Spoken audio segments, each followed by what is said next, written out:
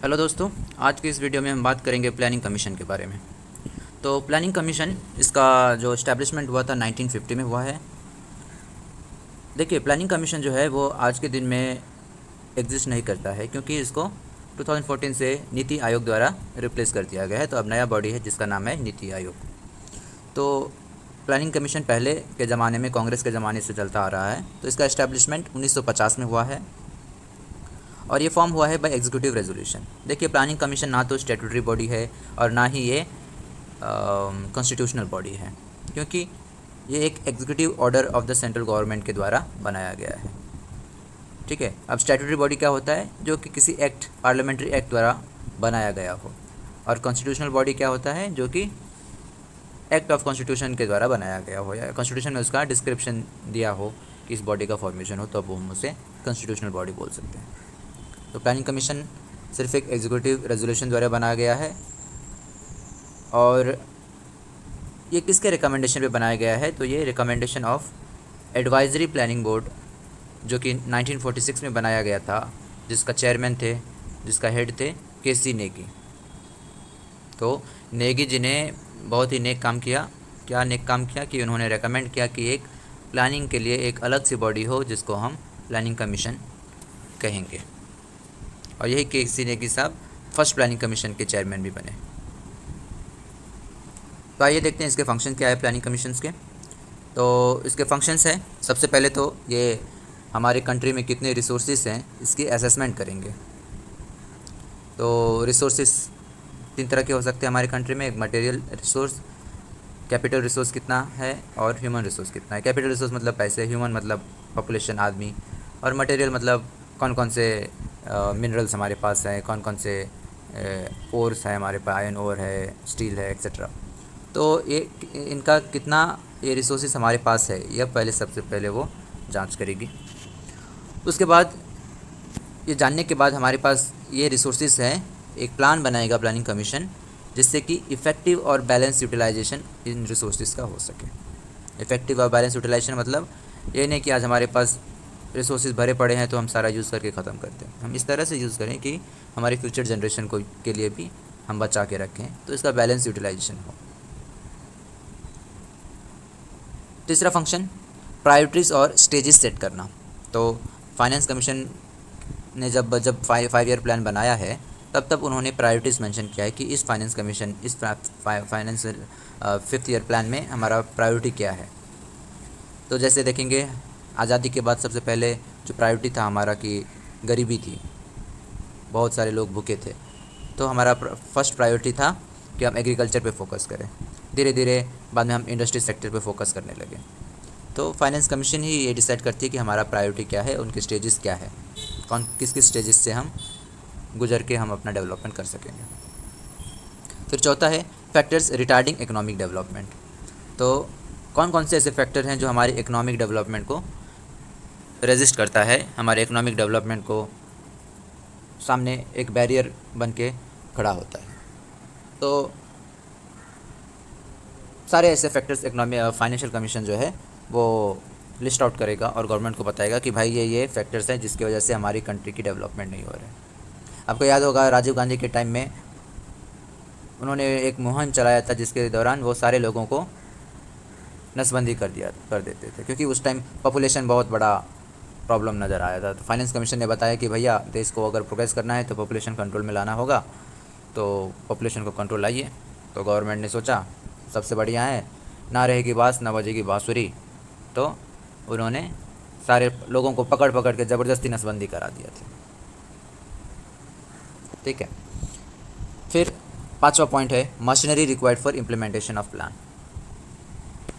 तो मान लो finance commission ने एक प्लान बना दिया कि इस इस 5th ईयर प्लान में हमें एग्रीकल्चर के ऊपर फोकस करना है। तो उसके लिए मशीनरी क्या क्या लगेगी, वो तभी जाके वो प्लान इम्प्लीमेंट कर पाएंगे। तो उस मशीनरी को भी रेकमेंड करेगा।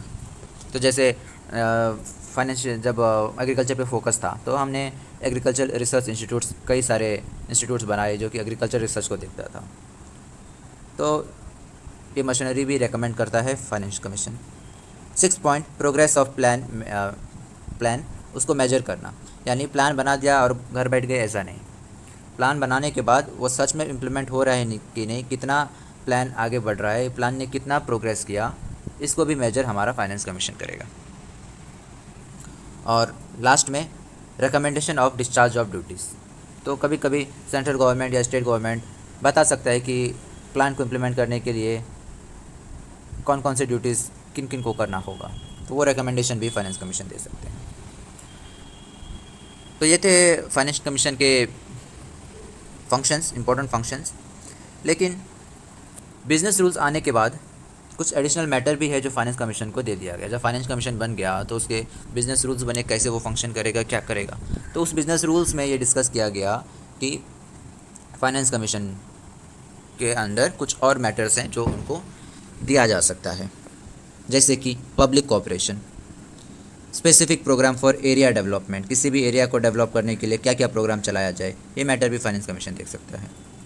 Thirdly perspective planning. Fourthly institute of applied man power research. तो कुछ कुछ ऐसे ऑर्गेनाइजेशंस हैं, इंस्टीट्यूशन है जिनके मैटर्स फाइनेंस कमीशन के अंडर दे दिया गया, जैसे institute of applied man power and research. फिर UIDAI। UIDAI क्या है? Unique identification authority of India. Aadhaar card वाले जानते हैं ना, जो आधार कार्ड हमारा बनता है वो तो UIDAI ही तो बनाता है। तो फाइनेंस कमीशन के अंडर ये काम भी आ गया, भाई आधार कार्ड बनाओ लोगों का। फिर NRAA, that is national rainfed area authority. ये कुछ ऐसे बॉडीज़ हैं जिनका मैटर्स फाइनेंस कमीशन के बाद आ गया। फिर ये NIC जो है, that is national informatics centre, पहले ये बॉडी भी प्लानिंग कमीशन के अंदर आता था, लेकिन अब इसको वहाँ से हटा के मिनिस्ट्री ऑफ IT में डाल दिया, that is minister of information of technology के अंदर NIC को शिफ्ट कर दिया गया। तो अभी ये NIC फाइनेंस कमीशन के अंडर नहीं आता था। उसके बाद सबसे इम्पोर्टेंट बात नोट करने वाली ये है कि जो फाइनेंस कमीशन का जितने भी हम फंक्शन देखे हैं उससे ये पता चलता है कि finance commission just advisory body है, ये एक स्टाफ एजेंसी है, इसके पास कोई एग्जीक्यूटिव रिस्पॉन्सिबिलिटी नहीं है, ये सिर्फ एडवाइस दे सकता है। तो फाइनेंस कमीशन हमारे कृष्ण भगवान की तरह है। कृष्ण भगवान ने गीता में बोला है ना कि मेरा काम है सिर्फ एडवाइस देना, डायरेक्शन दिखाना, वो काम करना नहीं करना वो तुम्हारे हाथ में है। तो यही काम हमारा प्लानिंग कमीशन करता है, ये बस प्लान बनाता है, वो एडवाइस करता है सेंट्रल गवर्नमेंट को कि भाई ये प्लान हमने बनाया है, उस हिसाब से हमें काम करना है। अब वो काम करना है नहीं करना है वो सेंट्रल गवर्नमेंट के ऊपर निर्भर है। हालांकि सेंट्रल गवर्नमेंट प्लानिंग कमीशन के रिकमेंडेशन को कभी इग्नोर नहीं करता है, वो उसके सजेशन को हमेशा मानता रहता है। फिर देखते हैं कंपोजिशन ऑफ प्लानिंग कमीशन। तो जो कंपोजिशन है प्लानिंग कमीशन का, उसमें 5 मेंबर्स होते हैं। सबसे पहला चेयरमैन। तो चेयरमैन बाय प्लानिंग कमीशन का कौन रहेगा? प्राइम मिनिस्टर ऑफ इंडिया, जो कि सारे मीटिंग्स को प्रिसाइड करेगा। He is the head of planning commission. दूसरा डेप्यूटी चेयरमैन। अब डेप्यूटी चेयरमैन जो है उसको डी फैक्टो एग्जीक्यूटिव हेड बोला गया है। अभी ये डी फैक्टो एग्जीक्यूटिव हेड क्या है? डी फैक्टो एग्जीक्यूटिव हेड मतलब फंक्शनल हेड। भले ही प्राइम मिनिस्टर हेड है फाइनेंस कमीशन का, लेकिन वो फंक्शनल हेड नहीं है। फंक्शनल हेड हमारा डेप्यूटी चेयरमैन, क्योंकि डेप्यूटी चेयरमैन है जो एक्चुअल में काम करता है। तो उसका सबसे इम्पोर्टेंट काम क्या है? ड्राफ्टिंग ऑफ 5 ईयर्स प्लान, हर 5 साल में प्लान बनाना, ये सबसे इम्पोर्टेंट काम डेप्यूटी चेयरमैन करता है। और इसका रैंक जो होता है वो कैबिनेट मिनिस्टर के बराबर होता है, लेकिन इसको वोटिंग के राइट्स नहीं देता है। तो जब भी कैबिनेट मीटिंग होता है डेप्यूटी चेयरमैन को बुलाया जाता है, वो बैठ के मीटिंग अटेंड कर सकता है, लेकिन वो किसी भी मैटर पे वोट नहीं दे सकता है, क्योंकि वो कैबिनेट मिनिस्टर नहीं है। थर्डली, फाइनेंस कमीशन में कुछ पार्ट टाइम मेंबर्स भी रहेंगे,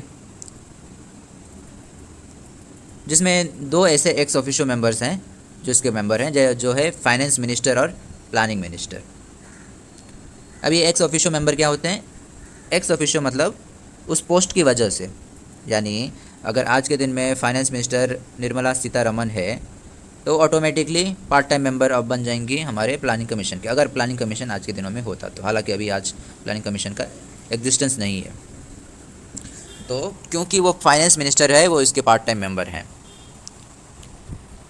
अगर वो फाइनेंस मिनिस्टर नहीं होती तो इसका पार्ट टाइम मेंबर नहीं होते। कल के दिनों में कोई और फाइनेंस मिनिस्टर बन जाए तो वो इसके पार्ट टाइम मेंबर होंगे। तो ये पोस्ट जो है एक्स ऑफिशियो मतलब वो पोस्ट से जुड़ी है, जो भी फाइनेंस मिनिस्टर बनेगा वो उसका पार्ट टाइम मेंबर बन जाएगा। चौथा है फुल टाइम एक्सपर्ट्स। तो फुल टाइम एक्सपर्ट जो है वो 4 से 7 नंबर तक रह सकते हैं और इनका रैंक जो है वो मिनिस्टर ऑफ स्टेट की पोजीशन होती है। मिनिस्टर ऑफ स्टेट आप जानते हैं, किसी भी मिनिस्ट्री में सबसे हेड होता है कैबिनेट मिनिस्टर और उसके अंडर आता है मिनिस्टर ऑफ स्टेट। तो हालांकि minister of state independent charge भी होता है, उसमें वो इंडिपेंडेंटली हेड होता है, उसके ऊपर कैबिनेट मिनिस्टर नहीं होता है। तो जो रैंक है प्लानिंग कमीशन के फुल टाइम एक्सपर्ट्स की वो है मिनिस्टर ऑफ स्टेट का रैंक, यानी वो थोड़े कैबिनेट मिनिस्टर के नीचे आएंगे। और लास्टली तो 5वां मेंबर है वो है मेंबर सेक्रेटरी, जो कि एक सीनियर आईएएस ऑफिसर को बनाया जाता है। तो ये थे हमारे कंपोजिशन। अब इस बात को नोट करिए कि जो जितने भी मेंबर्स हैं, क्या इसमें हमने कहीं भी स्टेट गवर्नमेंट का रिप्रेजेंटेशन दिया है? जितने भी चेयरमैन है भाई, ऑलरेडी प्राइम मिनिस्टर है, डिप्यूटी चेयरमैन है वो भी प्राइम मिनिस्टर कैबिनेट मिनिस्टर के बराबर है। पार्ट टाइम मेंबर्स है वो भी सेंट्रल मिनिस्ट्री से ही आता है। पार्ट टाइम एक्सपर्ट है वो भी सेंट्रल मिनिस्ट्री से होता है। और मेंबर सेक्रेटरी तो सीनियर आईएएस ही है। तो इसमें हमने देखा कि यहाँ पे स्टेट का कोई भी रिप्रेजेंटेशन नहीं है, इसीलिए प्लानिंग कमीशन को बोला है कि यह एक सेंटर कंस्टिट्यूटेड बॉडी था, क्योंकि इसमें स्टेट का रिप्रेजेंटेशन बिल्कुल भी नहीं था। इसी वजह से नीति आयोग को लाया गया। अभी नीति आयोग में सेंटर के अलावा स्टेट को भी इक्वल रिप्रेजेंटेशन दिया गया है, वो स्टेट की बात भी सुनेगा। तो पहले प्लानिंग कमीशन क्या था, ऊपर से नीचे आता था, सेंटर ने जो भी प्लान बना दिया वो स्टेट को फॉलो करना है। अभी नीति आयोग में नीचे से ऊपर जाता है, यानी स्टेट की बातों को सुन के सेंट्रल गवर्नमेंट कोई भी प्लान इम्प्लीमेंट करेगा। Critical evaluation. तो देखिए प्लानिंग कमीशन जब बना तो इसके बारे में अलग अलग एक्सपर्ट ने, अलग अलग लोगों ने अपनी राय दी। किसी ने इसको सुपर कैबिनेट बोल दिया, क्योंकि प्लानिंग कमीशन इतना पावरफुल बन गया था कि ये कैबिनेट की तरह काम कर रहा था। जो भी रिकमेंडेशन प्लानिंग कमीशन ने बनाया यूनियन गवर्नमेंट को मानना ही पड़ता था और स्टेट की तो कोई सुनता नहीं था। तो इसीलिए इसको बोल दिया कि ये तो एक सुपर कैबिनेट है। किसी ने बोल दिया कि यह इकोनॉमिक कैबिनेट है, किसी ने बोल दिया इसे को कि ये पैरेलल कैबिनेट है, तो किसी ने इसको बोल दिया कि ये फिफ्थ व्हील ऑफ कोच है। तो देखते हैं ऑब्जर्वेशंस क्या है डिफरेंट पर्सन के, डिफरेंट बॉडीज़ के प्लानिंग कमीशन के बारे में।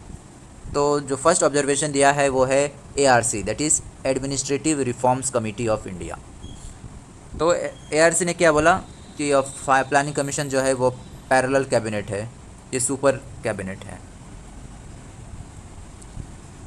दूसरा के शांताराम हैं, जो कि जाने माने पॉलिटिकल एक्सपर्ट थे, तो उन्होंने बोल दिया कि यह एक यूनिटरी सिस्टम की तरह काम करता है, क्योंकि प्लानिंग कमीशन में सिर्फ यूनियन गवर्नमेंट के रिप्रेजेंटेशन है, तो सिर्फ वो इसमें स्टेट की बातों को कंसिडरेशन नहीं करता है। यहाँ पे फेडरलिज्म जो है वो वीक हो रहा है और ये सिर्फ यूनिटरी सिस्टम की तरह काम कर रहा है।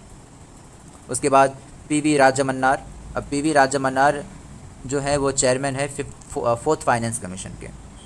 तो राजमन्नार साहब ने बोला कि there is overlapping between planning commission and finance commission. तो जो भी फंक्शंस हैं, जो भी उनके ड्यूटीज़ हैं, वो कुछ मैटर में वो ओवरलैप कर रहा है प्लानिंग कमीशन और फाइनेंस कमीशन के। तो ये थे उनके ऑब्जर्वेशंस। तो फ्रेंड आज के वीडियो में बस इतना ही।